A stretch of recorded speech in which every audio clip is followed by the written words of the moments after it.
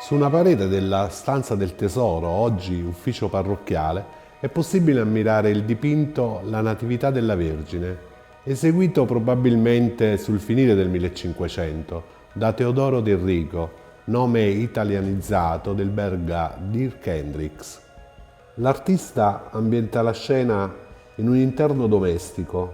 Nella camera retrostante è possibile riconoscere Sant'Anna a letto, ancora pallida dopo la fatica del parto, che prende delicatamente in braccio la piccola Maria, accudita da due donne che potrebbero essere Ismeria e sua figlia Elisabetta. Nella scena in primo piano vediamo invece una donna che regge la neonata, riscaldata dal calore di un grande camino, e un'altra che si inchina a dirle della puerpera Sant'Anna, presente nella scena retrostante.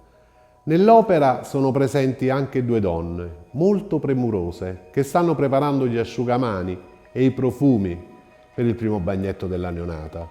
In basso si notano due bambini festosi che assistono al liete evento.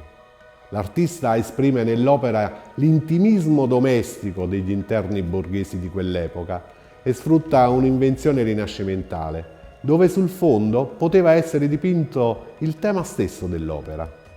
La madre di Maria, Sant'Anna, è considerata dalla tradizione cristiana la moglie di San Gioacchino. Secondo gli apocrifi aveva una sorella, Esmeria.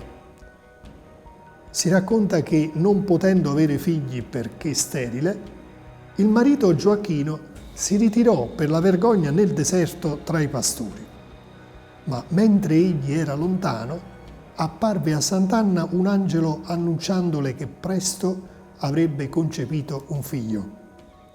Lo stesso angelo sarebbe contemporaneamente apparso anche al marito.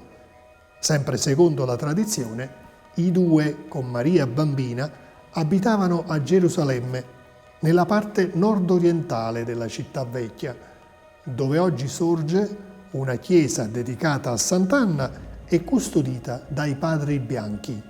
Sant'Anna è patrona dei commercianti di biancheria, dei falegnami, delle madri di famiglia e delle partorienti, mentre San Gioacchino è patrono dei coniugi, dei genitori e dei nonni.